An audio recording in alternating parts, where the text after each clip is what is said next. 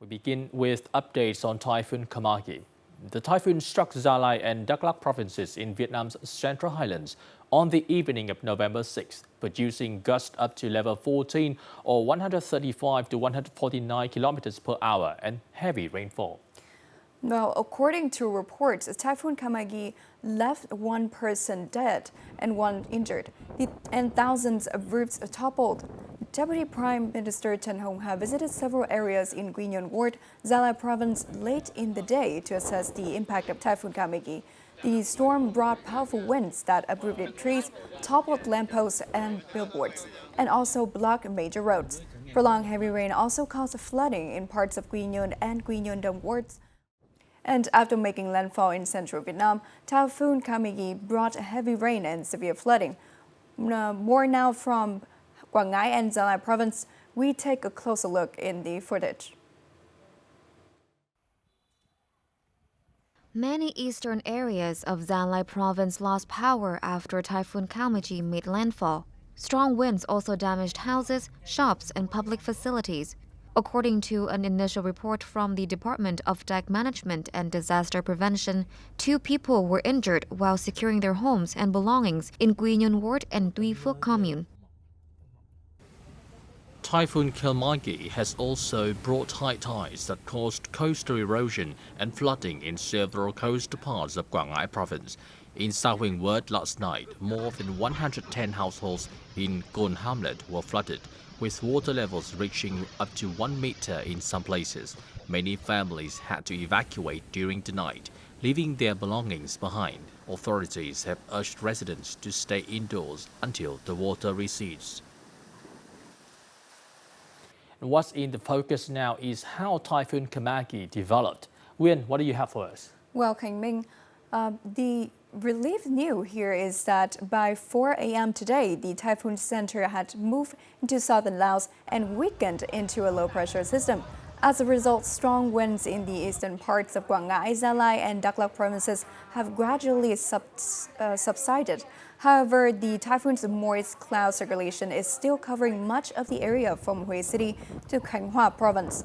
Rain is expected to continue this morning in southern Quảng Trị, Da Nang, and the Central Highlands. Forecasts indicate that the low-pressure system will continue moving mainly west-northwest and gradually dissipate later today. And amid the situation of Typhoon Kamaki in Vietnam, Trường Sa Special Zone in Khánh Hòa province has been able to control the damage.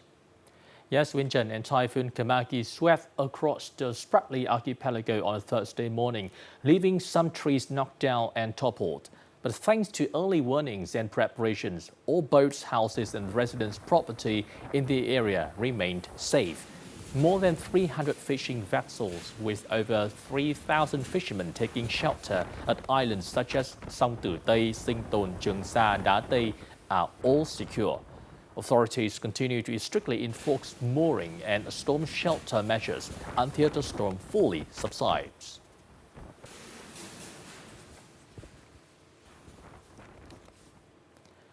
On Thursday afternoon, residents in mountainous communes in Da Nang, especially near the A Vương and Đắk Mi rivers, were successfully evacuated. Although landslides have cut off access and communication to the 3 border communes, tons of government aid rice on Thursday reached the isolated border villages. As the Ho Chi Minh Road was temporarily reopened on Thursday morning, A Vương Commune immediately transported a large amount of rice from the government's relief fund to support residents of Da Nang City. From the same source, Da Nang allocated $152,000 to A Vương Commune. Once the funds were received, the local authorities immediately purchased rice and dry food to deliver to villages that had been cut off for more than a week. We've received so much, such as instant noodles, rice, dry fish, enough to last a whole week. Thank you all so much. In many villages cut off for days, the commune deployed its rapid response teams to carry the rice deep into the forest to remote hamlets such as A Tép, Dang, and A Un. We transported 10 tons of supplies to the villages for urgent distribution to residents before Typhoon Kalmaegi reaches Avon commune.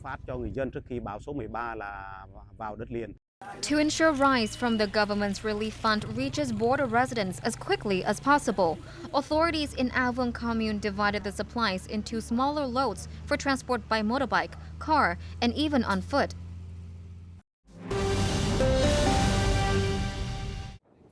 Heavy rain from Typhoon Kamaki has wreaked havoc on the North-South Railway.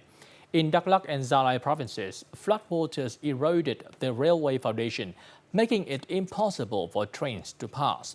According to local authority, the flood caused severe damage to a 90-meter stretch between Vân Canh and Phước Lãnh.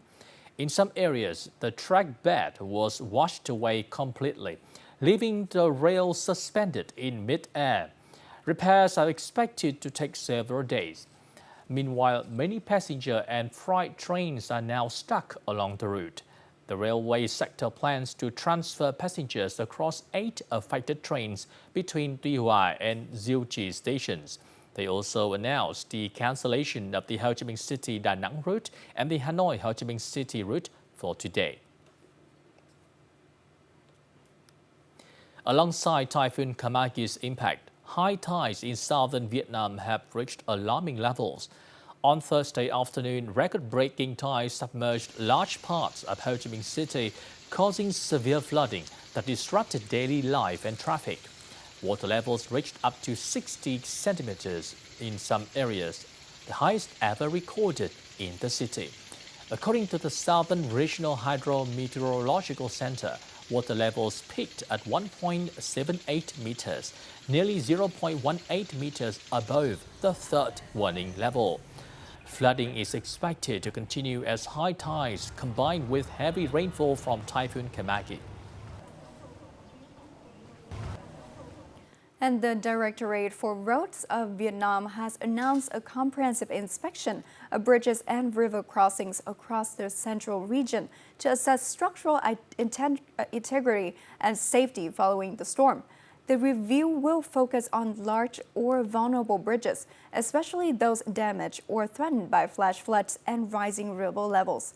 Authorities have been instructed to immediately close any bridges at risk of collapse and implement traffic diversions if necessary.